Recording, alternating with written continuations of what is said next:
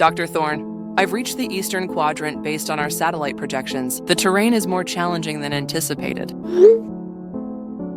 How are things on your end? Just set up my base coordinates at the western ridge. The humidity is brutal today. Feels like wading through soup rather than air. Tell me about it. My equipment is already showing condensation issues. I've had to recalibrate twice in the last hour. Any preliminary findings to report? I've encountered a ravine that seems unusually deep for this terrain formation, almost unnatural in its precision. The walls are smoothed in a way that doesn't match typical erosion patterns.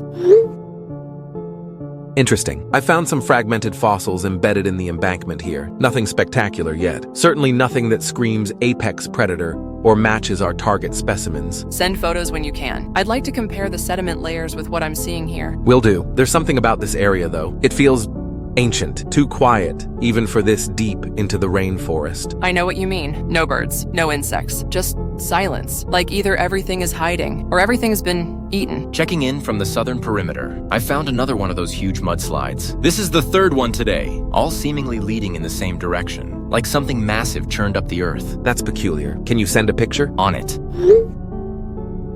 These aren't typical landslides, you know? They're more like deep, gouged-out ravines. As if something immense dragged its body through the mud? Exactly. And they're fresh. Very fresh. Mark the location precisely. Lena and I will head in your general direction once we've finished our current surveys. Sorry for the late check-in. The soil samples here are keeping me quite busy. Maya! Good to hear from you. Anything noteworthy with those samples? Well, for starters, the soil composition is odd. I'm seeing extremely high levels of organic matter, but nothing I can definitively identify. It's like something ancient decomposed very recently, and the pollen count is through the roof, unlike anything I've seen in samples from this era. Oxygen levels are also unusually elevated. Could it be from recent biological activity? That's what's strange. The biological markers suggest something that shouldn't exist in the modern ecosystem. It's contradictory data. I'm seeing similar anomalies in the geological strata here. Recent disruptions in what should be undisturbed ancient layers, as if something moved through them. Sorry to interrupt, but the mudslides I've found seem to all connect to form a pattern. They all seem to lead northwest of our current positions. Towards the base of the mountain range? Yes, precisely where our satellite imagery flagged those unusual heat signatures. Geez. Oh wait, guys. Has anyone heard from Ben recently? Not since this morning when we split up. He mentioned heading to the northern quadrant, said something about checking out a cave system he spotted on the drone. I haven't had any contact, though. That's unusual. He's usually the most communicative of all of us. Ben, everything all right? Haven't heard from you in a while. Just checking in. The team is noting some unusual findings. Would appreciate your input. All right. I'm getting concerned about Ben. No response to my direct messages. His satellite tracker is still active, though. Shows he's about 2 miles north of your position, not moving much. That's troubling. He should be conducting sweep patterns like the rest of us. Could be taking core samples. Those take time. Or perhaps he's found something that requires closer examination. We all know how Ben gets when he's excited about a discovery. Still, it's protocol to check in every 2 hours. I'll keep trying him. No need, I'm here. Sorry for the radio silence. Got caught up in something. Finally! Everything okay? Yeah, I think so. But guys, you need to see this. I think I found something incredible, but also terrifying. What kind of discovery have you made this time? Are you safe? It's a big one, and yes, I am safe. You see, I followed one of those mud ravines Javier mentioned, and it led me straight to a cave system. The entrance was almost completely hidden, but when I stepped inside, I found nests, huge nests, and in them, eggs, enormous eggs. That can't be real. So much for the ostrich having the largest egg on Earth. Those eggs are the size of car tires. The texture appears reptilian, but no modern reptile produces eggs that large. The mud trails. They must be connected to whatever laid these. Ben, what's your exact location? Sending coordinates now on your GPSs, but I don't think you should come. I say we call in backup or explore the rest of this place with drones. That's a good idea. Those coordinates match precisely with where all the mud trails converge. The organic material in the soil samples, could it be connected to this creature? If eggs that size belong to a living species, the implications are staggering. Nothing in the fossil record suggests reptiles of this scale in the modern era. No. We need to get this documented immediately. Ben, stay put. Don't touch anything. We're on our way. Uh-oh. I've just heard movement. From what?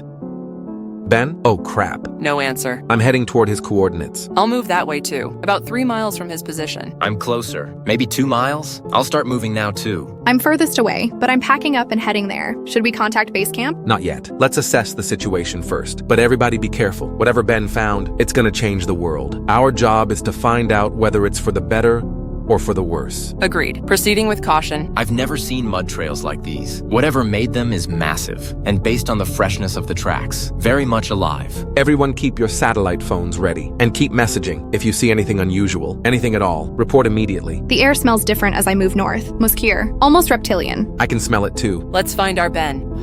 Sorry again for the silence. I'm venturing deeper into the cave. The movement I heard was coming from the entrance, so I'm going further in to get away from it. I don't know if that's smart, but I don't want to find out what made that noise. Ben, do not go deeper. Wait for us. And what exactly did you even hear? An ear-piercing hissing sound as well as slithering, like a massive wad of flesh was dragging itself across the mud. But I need to document what's in here. There are more nests further in, dozens of them, all containing the same eggs. Ben, please exercise extreme caution. We have no idea what laid those eggs. I've never seen anything like this. The eggs appear to have a leathery texture, not hard-shelled like most reptilian eggs. I'm estimating they're about 3 feet in length minimum. I can barely get my arms around one. That's ridiculous. No modern reptile produces eggs that size. Not even close. From the photo, the texture still mostly resembles snake eggs, but surely they can't be. No snake has been that size since the Paleocene epoch. Getting deeper into the cave now. The temperature is significantly warmer, like an incubator. No way. I just found shedded snake skin. It's colossal! The scale pattern, it's so complex. Looks almost like a snake, but the individual scales are larger than my palm. Ben, listen to me carefully. What you're describing doesn't match any known species of the modern world. This could be an incredible discovery, but also potentially dangerous. I want you to retreat to the cave entrance and wait for us. Sorry, Eris. Even if I wanted to, I couldn't go back. Whatever I heard is between me and the entrance. I need to find another way out. There's a tunnel system branching off deeper into the mountain. Following that now. Ben, mark your path. Drop something every few feet so we can follow you. I'm still just around 2 miles out, moving as fast as I can through this terrain. My flashlight is picking up something ahead. It looks like... oh my goodness. There's water, an underground lake or river, and something is moving in it. Ben, stay back from the water. Find a safe observation point. The water is churning, and I mean, look at the size of that bastard. I'm backing away, but the tunnel behind me, I can hear that dragging sound again. I'm trapped! Ben, is there any place to hide? A crevice or elevated point? I'm climbing onto a rock formation, about 10 feet above the cave floor. The sound is getting louder. Just stay hidden. Don't make any noise. Crap. It's coming out of the water. Holy freaking crap. Do not come here. It's a frickin'... Ben? Ben, answer me. Ben, are you there? I'm calling his satellite phone. I am too... It's going straight to voicemail. Oh God, what the hell has he just found? I know this is a stretch, guys, but based on the image he sent earlier, what if it's not a modern species of snake at all? Are you suggesting... a living fossil? Something that should have gone extinct millions of years ago? The huge mud trails, the unusual soil composition, the gigantic eggs, it all points to something that shouldn't exist in our time. If what Ben saw is real, we need to call for emergency extraction, now. Not yet. We need to find Ben first. He could still be alive. Eris, be reasonable. If what Ben described is accurate, he's already... We don't know that, and I'm not leaving anyone behind. I'm with Eris. We at least need to try. What are we even dealing with here? A giant snake that shouldn't exist? The dimensions Ben described. The only thing that matches is Titanoboa. Titanoboa went extinct 60 million years ago. Don't be an idiot. Did it? Remote regions of rainforests remain largely unexplored. Creatures once thought extinct have been rediscovered before. The coelacanth survived 65 million years undetected. But a Titanoboa? It would be like finding a living T-Rex. Yet Ben's description matches perfectly. And those eggs? I'm about a mile from the cave entrance now, but I can see it from here. The entrance is massive, at least 15 feet high, and there are marks in the mud outside. They're consistent with a massive serpent. I'm about a mile and a half out. Lena? Maybe half a mile behind you, moving as fast as I can. I'm still furthest away, about 2.5 miles out. Should I continue or secure our base camp? Yes. We may need to evacuate quickly if this is confirmed. And contact Dr. Hansen at the university. Tell her to prepare for potentially revolutionary findings, but keep the details vague for now. Understood. Turning back now. Please, all of you, be extremely careful. Javier, wait at the entrance. Don't go in alone. I'll be there shortly. Roger that. I'm making my way through the western ravine now. The mud trail is getting wider and more pronounced. Same here on the eastern approach. The vegetation is completely flattened in places. If it is a Titanoboa, Were they really this big? I'm approaching from the north. The rainforest here is completely totaled. Trees snapped in half. Not cut, not broken by wind. Shredded would be the better term. I've secured our equipment at base camp, but I've changed my mind. I can't stay here while you're all in danger. I'm heading your way now. No, Maya. We need someone at base camp. I'll circle back if needed. But if what Ben saw is real, you might need every available hand. Fine, but keep a safe distance. The environment is getting increasingly disturbed as I get closer. This ravine practically looks like a highway now.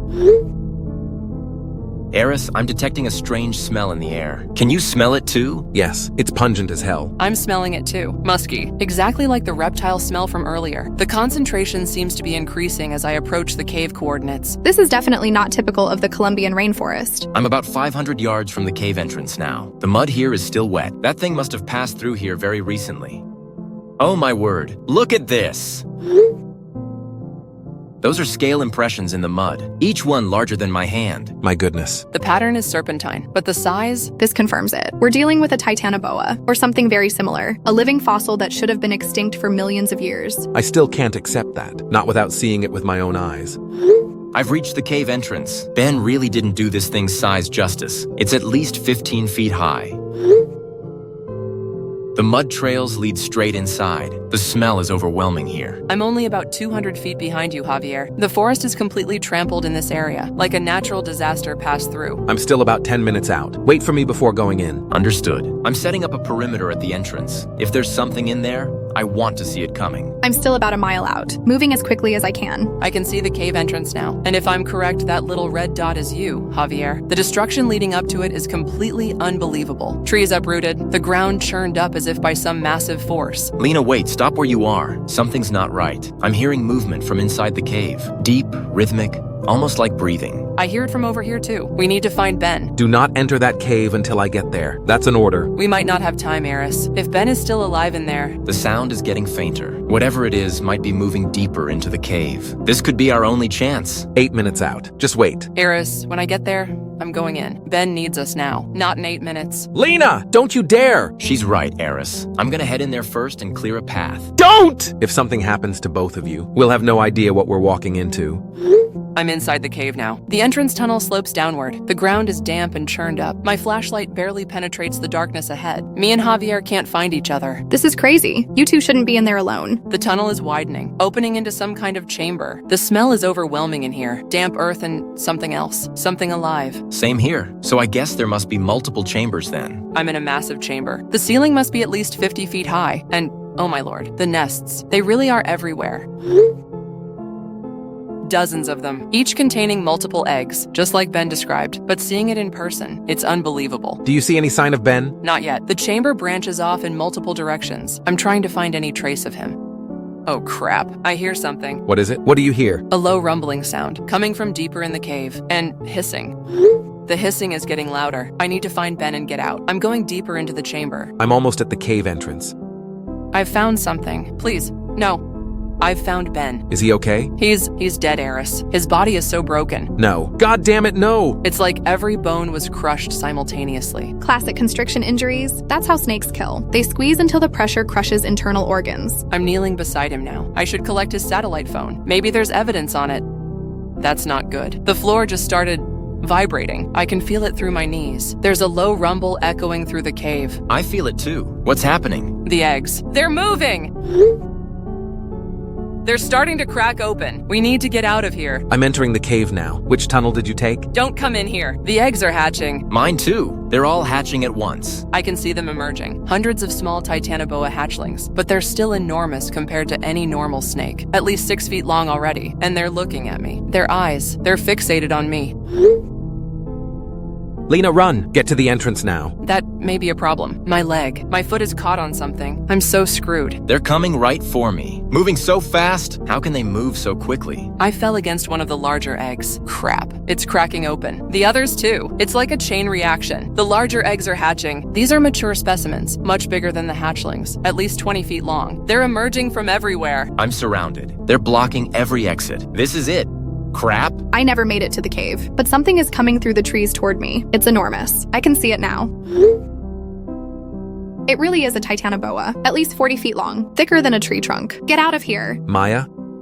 Maya! I'm crawling towards the exit, but there are too many of them. Eris, I'm sorry. I shouldn't have came in. We were so arrogant about what might be here. You were right. Lena number. Keep fighting. I'm coming for you. Aris, tell my family. Lena. Lena! Jesus Christ, the whole place is shaking. I'm running. They're pouring out of the cave entrance, hundreds of them, following me into the rainforest, and you're all gone. I think I'm the only one left, aren't I? Breaking news from Colombia as reports emerge of giant snake-like creatures attacking multiple cities. We're getting unconfirmed reports of massive casualties. This footage just came in from Bogotá. Elizabeth, what we're seeing is absolutely unprecedented. Eyewitnesses describe these creatures as prehistoric serpents, measuring up to 40 feet in length. The Colombian military has been mobilized, but early reports suggest conventional weapons are ineffective. We're going live now to our correspondent James Fisher in Bogotá. James, can you tell us what you're seeing? I'm afraid we've lost contact with James. His last transmission indicated the creatures were less than a mile from his position. We've received this citizen photo from downtown Bogotá. The scenes are reminiscent of a horror movie, but this is very real. Scientists are scrambling to identify these creatures. Early analysis suggests they may be related to Titanoboa, a prehistoric snake thought extinct for 60 million years. For viewers just joining us, we're tracking a tragic crisis in Colombia. Giant serpentine creatures have emerged from the rainforest and are attacking populated areas. The death toll is climbing by the hour. We're receiving text messages from citizens trapped in the affected areas. One reads, "They're in the streets. They just ate a car." Another says, "The army is trying to stop them, but their bullets just bounce off." The international community is responding. The United Nations Security Council has called an emergency session. U.S. military forces are on high alert, with units being deployed to assist. We have Dr. Helen Richards, zoologist from Cambridge University, joining us via satellite. Dr. Richards, what exactly are we dealing with here? Dr. Richards believes these creatures are indeed Titanoboas, prehistoric apex predators thought to have gone extinct millions of years ago. The question on everyone's mind is, how did they survive undetected for so long? And more importantly, how do we stop them? Reports from the Colombian military suggest these creatures have some kind of natural armor. Standard ammunition appears to just bounce off their scales. We're now getting reports that the creatures have been spotted crossing into neighboring countries. Venezuela and Panama have closed their borders, but these massive serpents don't seem to respect international boundaries. This just in, the creatures appear to be following waterways, rivers, canals, even drainage systems. They're using water sources to infiltrate deeper into urban areas. New footage from Barranquilla shows the creatures emerging from the Magdalena River. The size is just staggering. We have another message from a citizen in Medellin. It reads, "We're trapped in our homes. These things are crushing buildings. Where is the help?" The desperation is palpable, Arnold. Absolutely heartbreaking, Elizabeth. Colombian president has declared a state of emergency, but the military appears overwhelmed by the scale of this sudden invasion. The World Health Organization is warning about potential disease spread. These creatures likely carry bacteria and parasites that modern humans have no immunity to, adding another layer to this unfolding catastrophe. Scientists are theorizing that these creatures may have remained hidden in an isolated ecosystem within the rainforest. A paleontologist from the ill-fated expedition that first encountered them has provided some insights. Dr. Aris Thorne, the sole survivor, describes finding a massive underground cave system. Dr. Thorne's account is chilling. He witnessed the hatching of hundreds, possibly thousands of these creatures. His colleagues were killed during the initial encounter. The Colombian government has released satellite imagery showing the spread. As you can see, they're moving in coordinated patterns. Almost like they're hunting. There's intelligence behind these movements. Reports from the ground describe the larger specimens as calculating in their attacks. International airlines have suspended all flights to Colombia and neighboring countries. Several planes reported near misses with the larger specimens, which can apparently launch themselves to considerable heights. The FAA is establishing a no-fly zone over the affected regions. We have more citizen footage coming in. This is from a shopping mall in Cali. The panic and chaos are unimaginable. Evacuation efforts are underway in major cities, but roads are clogged with abandoned vehicles, and the creatures seem to be targeting large gatherings of people. Military scientists are reporting that these creatures appear to be evolving at an accelerated rate. Specimens captured or killed show biological adaptations not present in earlier encounters. It's as if they're rapidly adapting to modern threats. The U.S. Centers for Disease Control has activated its highest alert level. They're concerned about potential biological contamination. Samples from the creatures show unknown bacterial strains. We're getting reports of smaller creatures appearing in areas where none were previously spotted, suggesting they're breeding at an alarming rate. The ecological impact could be devastating. World leaders are gathered for an emergency summit, but there's no clear consensus on how to combat this threat. Traditional military approaches have proven ineffective. Another message from a citizen. We're hiding in the basement. We can hear them slithering above us. The entire building shakes when they move. How long before they find a way down here? The psychological impact cannot be overstated. Millions are living in constant fear, not knowing if or when these creatures might appear. Scientists are working around the clock to find a vulnerability. Early reports suggest the creatures may be sensitive to certain sound frequencies, but implementing any solution on a large scale presents enormous challenges. The environmental implications are just as concerning. These apex predators have no natural enemies in our ecosystem. They could potentially disrupt food chains across the continent. We're receiving word that several major dams are at risk. The creatures appear to be congregating around large water sources. If these dams fail, the flooding could create even more favorable conditions for the creatures to spread. The National Guard has been activated in southern U.S. states as a precautionary measure, but officials fear it may be only a matter of time before the creatures cross into North America. This crisis is unprecedented in modern history. A prehistoric species suddenly reintroduced to a world that evolved without them. The balance of nature itself is at stake. We'll continue to bring you updates as this situation develops. For now, authorities in affected regions are advising people to remain indoors, away from bodies of water, and to report any sightings immediately. Stay with us as we continue our coverage of what scientists are now calling the Titanoboa resurgence, a crisis that threatens to rewrite the natural order as we know it.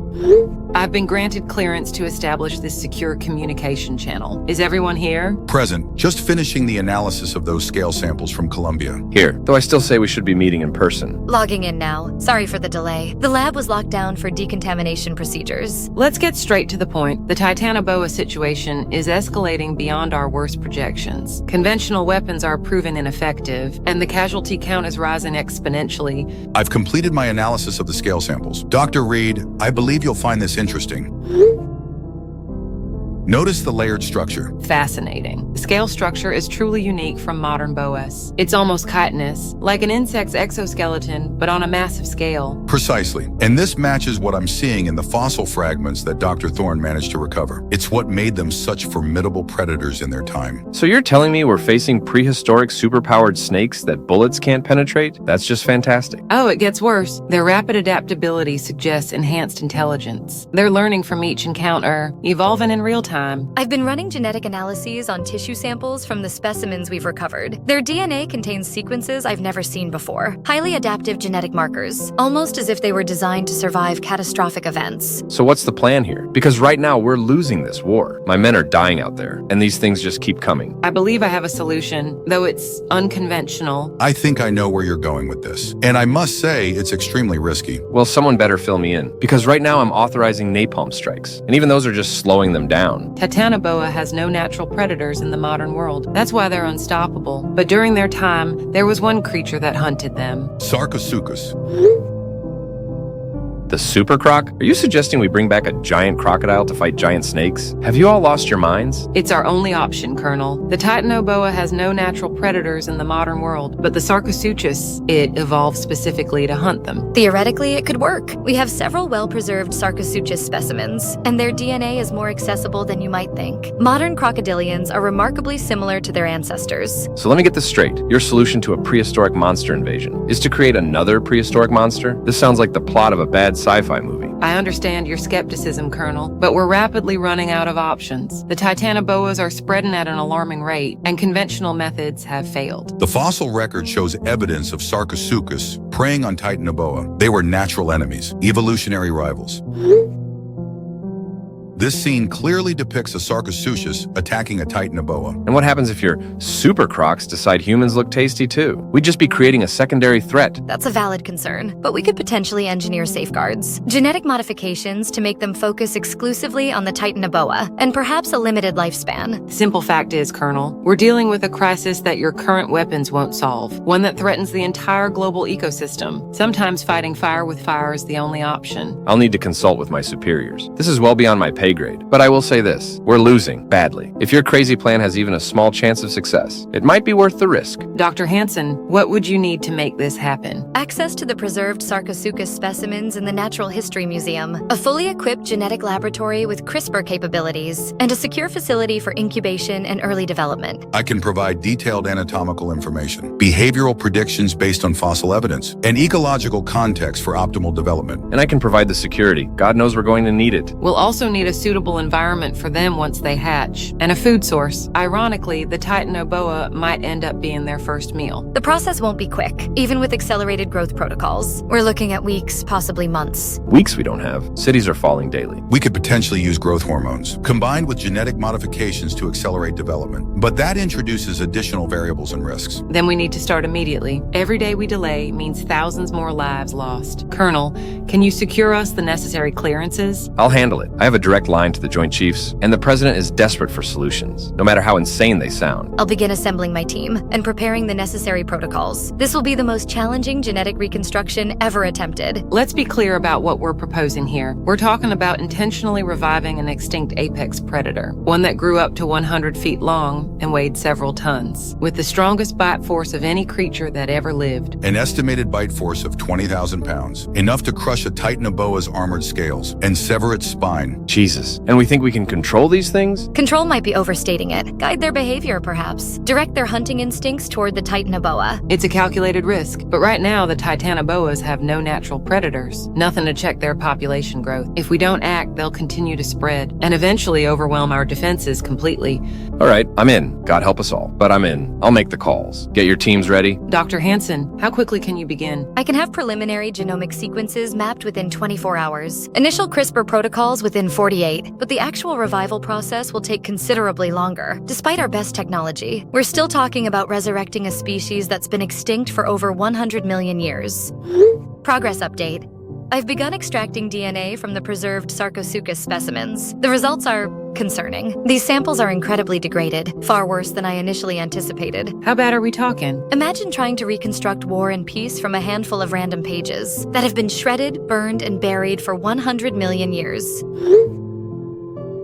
It's like trying to complete a million-piece puzzle with half the pieces missing. Have you considered using comparative genomics? Modern crocodilians share many genetic markers with their ancestors. We might be able to use those as a template to fill in the gaps. That's our best hope at this point. But even with modern crocodilian DNA as a reference, we're making educated guesses at best, and the risk of genetic instability is astronomical. What kind of instability are we talking about? Best case, non-viable embryos. Worst case, specimens with unpredictable mutations. Aggressive behavior beyond what would be natural. Physiological abnormalities that could compromise their effectiveness. So instead of getting super crocs to fight super snakes, we might end up with mutant super crocs that create an even bigger problem? Fantastic. To be fair, Colonel, any attempt to resurrect an extinct species carries these risks. We're venturing into largely uncharted scientific territory, but I believe we can mitigate some of the risk with careful genetic selection. Meanwhile, the Titanoboa horde have reached Mexico. Texas is preparing for the invasion.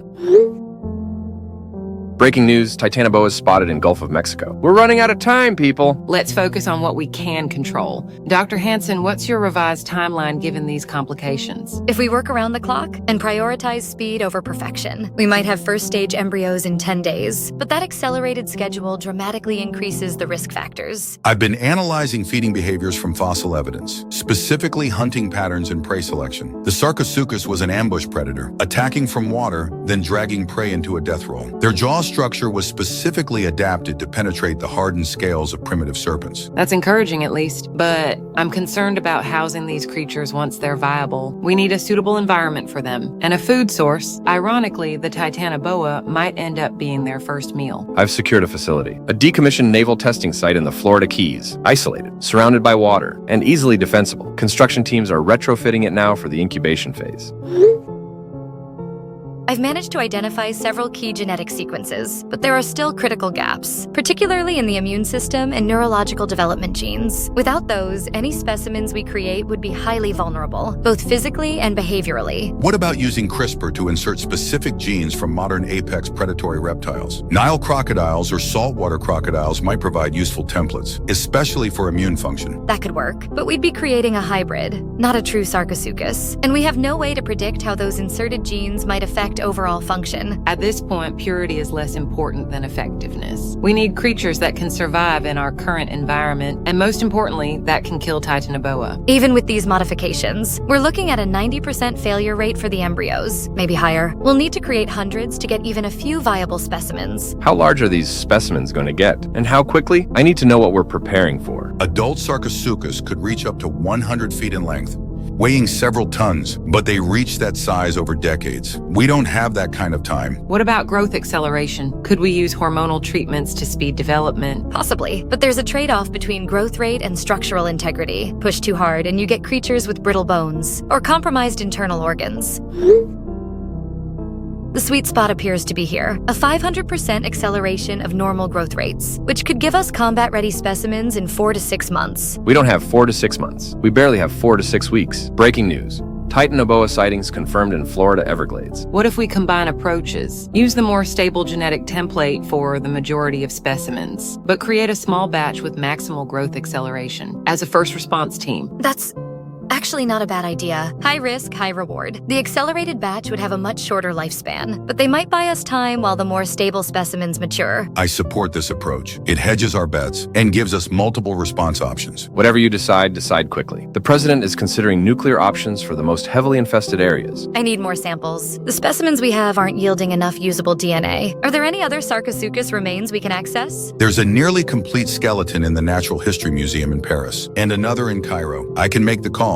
I'll handle the diplomatic channels and expedite transport. These will be classified as national security materials. While you work on that, I'll focus on the environmental preparations. The Florida Keys facility will need specialized containment measures, particularly if we're creating potentially unstable specimens. My engineers are constructing reinforced enclosures with aquatic and terrestrial zones and multiple redundant security measures. Nothing gets in or out without authorization. I've made a breakthrough with the DNA sequencing, using a new computational algorithm to reconstruct the fragmented sections. It's still not perfect, but I believe it's sufficient to begin embryonic development. That's the first good news we've had in days. When can you begin the cloning process? I've already started. The first batch of 100 embryos is being created now, with varying levels of genetic modification and growth acceleration. We should know within 72 hours which ones are viable. The facility is ready for initial incubation. Security is at maximum. All personnel have been thoroughly vetted and briefed, though I've kept the exact nature of the project classified, even from most of my own people. We're walking a dangerous line here, creating one monster to fight another. If this goes wrong, it's a calculated risk, but the fossil record is clear. Sarcosuchus was a natural predator of prehistoric serpents, including Titanoboa's ancestors. It's our best chance. I understand the ethical concerns, but we're past the point of ideal solutions. The world is facing an extinction-level threat. Sometimes you have to fight fire with fire. Just make sure your fire doesn't burn us all. Breaking news. Titanoboa casualties exceed 50,000 worldwide. Week 3 update. 97% of initial embryos have failed, but we've identified 3 with promising cellular development. I've centered all resources on these specimens. The situation outside is deteriorating rapidly. Breaking news. Chicago evacuation underway as Titanoboas advance north. We need results, not just promising developments. Dr. Hansen is doing everything humanly possible. This isn't like baking a cake. We're literally resurrecting an extinct apex predator. The Paris Museum sent additional bone samples, better preserved than what we had previously. This might improve our success rate for the next batch. Thank you. Every bit helps at this point. Week 6 update. 2 of our 3 promising embryos have developed serious genetic abnormalities, but subject 3 continues to show stable development. Brain activity is consistent with predictions. Organ development proceeding normally. This is remarkable progress. How is the accelerated growth protocol performing? Better than expected. The subject is developing at approximately 300% normal rate. We've had to adjust nutrient delivery twice to keep up. Breaking news. European Union considers abandoning southern territories to Titanoboa invasion. The creatures have adapted to cooler climates faster than predicted. When will your specimen be ready for field testing? We're still months away from a combat-ready specimen, even with accelerated growth. If we push any harder, we risk losing everything. I've been analyzing the neurological development. The hunting instincts appear to be forming as expected, but we won't know for certain until we can test predatory responses. Week 12 update. Subject 3 continues to develop ahead of schedule. We're seeing rapid growth of skeletal structure and muscle mass. Current length is approximately 3 feet. We've transferred it to the aquatic containment facility. Breaking news. New York City implements martial law as Titanoboa attacks increase. 3 months in, and we're still losing this war. Your one specimen isn't going to turn the tide. Actually, we have good news on that front. The new batch using the improved genetic samples. We have 12 viable embryos now, all showing stable development. The neurological development of Subject 3 is fascinating. It's exhibiting clear predatory behavior and a particular interest in serpentine shapes. We tested it with various stimuli. It consistently attacks snake-like objects while ignoring others. Week 20. Update. Subject 3 now measures 25 feet. Bite force testing exceeds 5,000 pounds. That's already stronger than any living crocodilian. The accelerated specimens from Batch 2 are also developing well. 5 have reached 2 feet in length. Breaking news.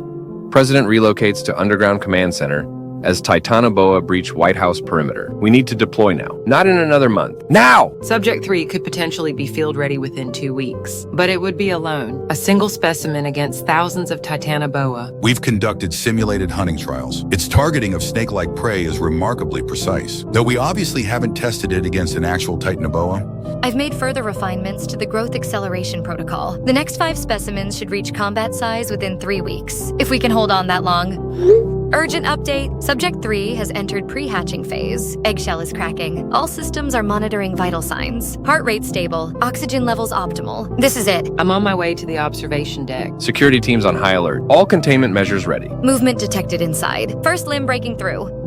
We have emergence. Subject is active and responsive. Hatching successful. Subject 1 is viable. It's magnificent. Already displaying predatory awareness. Look how it's tracking movement. Initial measurements confirm 11.4 feet in length, estimated weight approximately 2 tons, and still growing. When can it be deployed? It needs at least 48 hours for post-hatching stabilization. Then field testing can begin. But I must stress, this is just one specimen. A single warrior against an army. One is better than none. And the others are close behind, correct? Yes. 5 more are in pre-hatching phase. Expected emergence within 7 to 10 days. I'm contacting the Joint Chiefs. It's time the world knew what we've been working on. Breaking. Government scientists unveil weapon against Titanoboa threat. In an unprecedented announcement, military officials have revealed the existence of a classified project aimed at combating the Titanoboa crisis.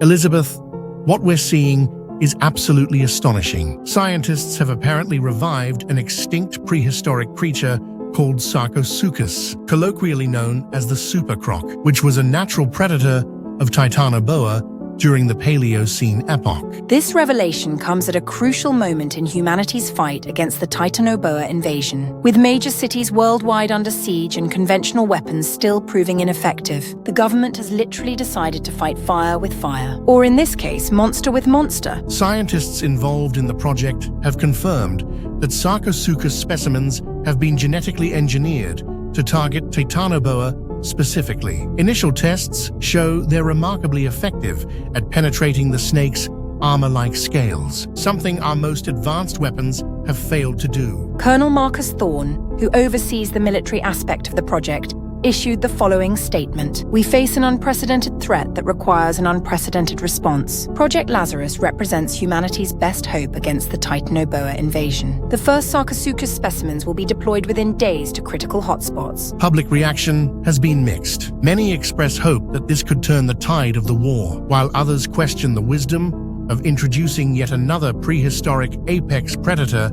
into the modern ecosystem. Dr. Evelyn Reed, lead zoologist on the project, addressed these concerns. Sarcosuchus is being deployed with specific genetic modifications that make it focus exclusively on Titanoboa as prey. We've also incorporated limited lifespans into their genetic code as a safeguard. The first deployment is scheduled for tomorrow in the Florida Everglades, which has become a stronghold for the Titanoboa population. Military officials warn civilians to avoid all waterways in the region. The news is out, and the president has authorized immediate deployment. Transport teams are ready when you are. Subject 1 passed all predatory response tests. Its bite force has reached 18,000 pounds, enough to penetrate Titanoboa scales. I still have concerns about prolonged field viability, but its vitals are strong. We've loaded it with tracking devices and biological monitors. The neurological targeting is remarkable. In simulations, it consistently prioritizes serpentine targets over any others, even when human silhouettes are presented as alternatives. Transport is scheduled for 0500 hours. Initial deployment location is Deep Glades Basin, a known Titanoboa nesting site. This is it. Everything we've worked for. Our last best hope. I never thought my greatest scientific achievement would be creating a monster to fight monsters, but here we are. Sometimes survival means doing the unthinkable. History will judge whether we were heroes or fools, but at least humanity will have a history. Let's hope Subject 1 is up to the task. The world is watching now. Deployment phase initiated. Subject 1 has been transported to Deep Glades Basin, preparing for release. All monitoring systems active. Drone surveillance in position. Area secured as much as possible, sir. Titanoboa activity heavy in the eastern quadrant. At least 15 specimens detected. Subject 1's vitals remain stable despite the transport. Heart rate elevated but within expected parameters. Aggression levels rising as it detects nearby Titanoboa. Release containment in 3, 2, 1. Subject 1 is free. It's moving immediately toward the water, demonstrating natural predatory stealth. It's submerged, only eyes visible. All units maintain position. Let nature take its course. Movement detected. Subject 1 is approaching the nearest Titanoboa. The Titanoboa hasn't detected it yet. Subject 1 is closing the distance rapidly. Visual confirmation from Drone 3. Subject 1 is within striking distance. Contact! Subject 1 has engaged the Titanoboa. All units maintain surveillance positions. Dr. Reed, are you seeing this? Incredible. Subject 1 went straight for the throat region, just behind the head, exactly where the Titanoboa's armor is weakest. The Titanoboa is thrashing wildly. Subject 1 maintains its grip. It's dragging the Titanoboa into deeper water. Classic death roll initiated. The Titanoboa's resistance is weakening. Subject 1 is literally tearing it apart. Initial engagement successful. 1 Titanoboa neutralized. Repeat, 1 Titanoboa neutralized. Subject 1's vitals indicate elevated heart rate but no distress. Bite force telemetry confirmed at over 20,000 pounds at peak. That's even higher than our projections. Are we getting clear video feed? I need to assess if there was any damage to Subject 1 during the encounter. Switching to high-resolution camera on Drone 2. Subject 1 appears completely unharmed. It's already moving toward its next target. Alerting Defense Secretary. This confirms the viability of our strategy. Green light for deployment of subjects. 2 through 6 when ready. Subjects 2 through 6 are in final preparation. They can be deployed within the hour. The hunting pattern is exactly as predicted from fossil evidence. Ambush from water, precision strike at vulnerable points, death roll to dismember. Natural instincts perfectly preserved across 100 million years.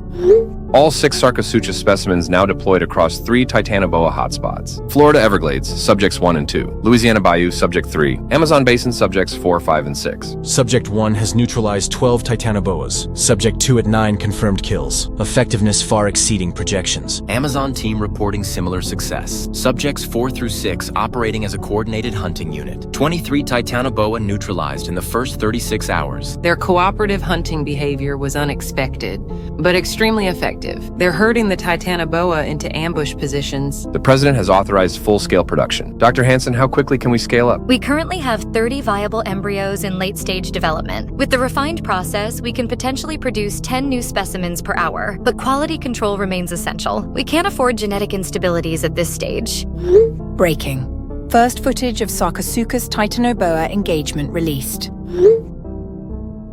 Officials report significant progress in containing Titanoboa threat. Stock markets worldwide show first gains since crisis began. Urgent. Titanoboa behavioral shift detected. They're adapting to the Sarcosuchus threat, moving in groups rather than individually. 6 of them surrounding Subject 2. Send in air support. Create a diversion. Give Subject 2 a chance to retreat to deeper water. Too late. Subject 2 is engaged with multiple Titanoboa simultaneously. It's putting up a tremendous fight, but it's outnumbered. Subject 2, vital signs critical. Multiple injuries detected. It's still fighting, but growing weaker. What about Subject 1? Subject 1 is moving to assist. Incredible speed through the water. It's attacking the Titanoboas from behind. The Titanoboas are being forced to disengage. Subjects 1 and 2 are retreating to deeper water. Subject 2 is severely injured but alive. The Titanoboas are learning. They're adapting tactics. This was inevitable, but happening faster than we predicted. Similar reports coming in from all deployment zones. The initial advantage of surprise is over. Now it's a war of attrition. Amazon team reporting heavy casualties. Subject 6 has been killed. Subjects 4 and 5 are holding their own, but surrounded. Estimated Titanoboa numbers in the hundreds. Deploy the second wave. All available Sarcosuchus specimens. We need to even the odds.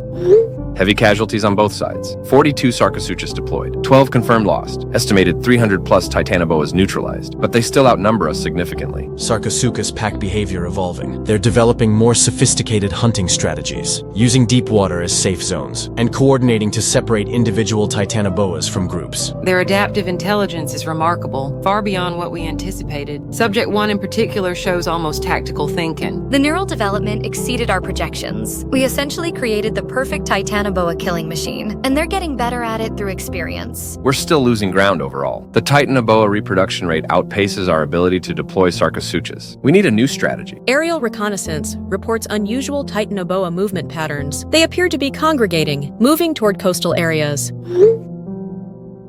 Confirmed in South America as well. Massive migration toward the Atlantic coast. Unprecedented numbers. They're preparing for something. But what? Of course, they're seeking new territories, using the oceans as migration routes. If they establish populations on multiple continents, Then we've lost. We need to stop them at the beaches. All Sarcosuchus units to coastal interception points immediately. Redirecting all available assets. Subjects 1 through 5 moving toward Florida coastline. ETA 30 minutes. But the Titanoboa are already arriving. Hundreds of them.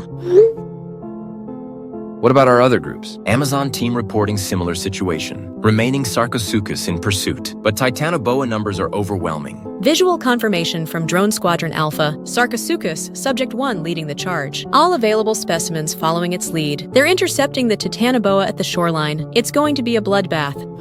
Breaking. Final showdown between Titanoboa and Sarcosuchus underway on Florida coastline. Military officials describe this as humanity's last stand against the Titanoboa threat. Thousands of the massive serpents have gathered, apparently attempting to cross into new territories. We're receiving live footage from military drones. The scale of this confrontation is unlike anything in modern history. Two prehistoric apex predators brought together again after 60 million years, in what scientists are calling the battle for Earth's ecosystem. Our sources confirm that all available Sarcosuchus specimens have been deployed to this and similar coastal hotspots worldwide, but the Titanoboa still outnumber them significantly. The question on everyone's mind, will it be enough? Colonel Marcus Thorne, who oversees the military response, has called this our Alamo moment. Every available resource has been committed to this final confrontation. The president has addressed the nation, asking for prayers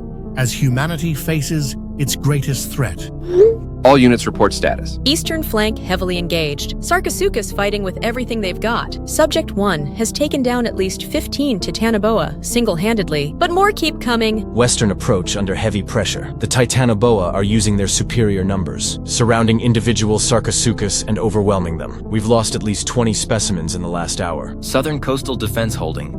Barely. The remaining Sarcosuchus have formed a defensive perimeter, fighting shoulder to shoulder, but they're being pushed back toward the water. We're losing ground, but they're weakening. Their advance has slowed. Hold the line.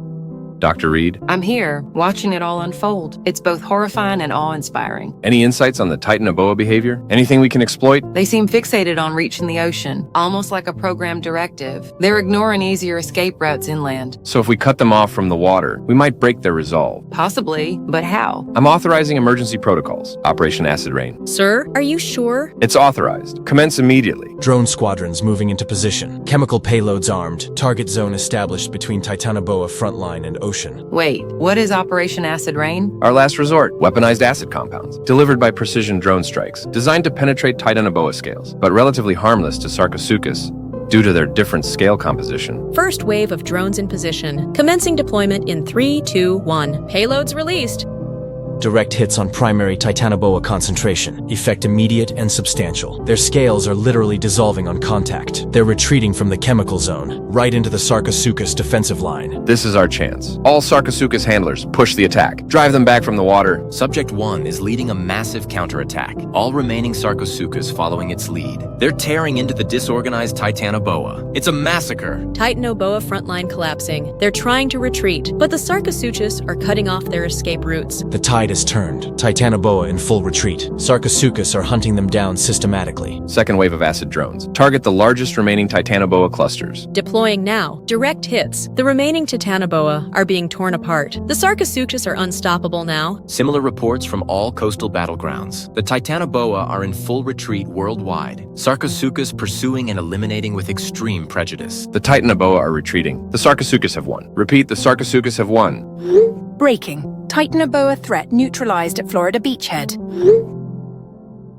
Military sources confirm a decisive victory for humanity in what's being called the battle that saved human civilization. The scenes we're witnessing are both triumphant and sobering. Hundreds of massive Titanoboa carcasses litter the coastline, while the victorious Sarcosuchus, though reduced in numbers, continue to hunt down survivors. Similar victories reported at coastal battlegrounds worldwide. The Titanoboa attempted a coordinated global migration, but were met with equally coordinated resistance. For the first time since this crisis began, officials are using the word victory. And now we're seeing something extraordinary. The remaining Sarcosuchus, having completed their mission, are slowly making their way into the ocean.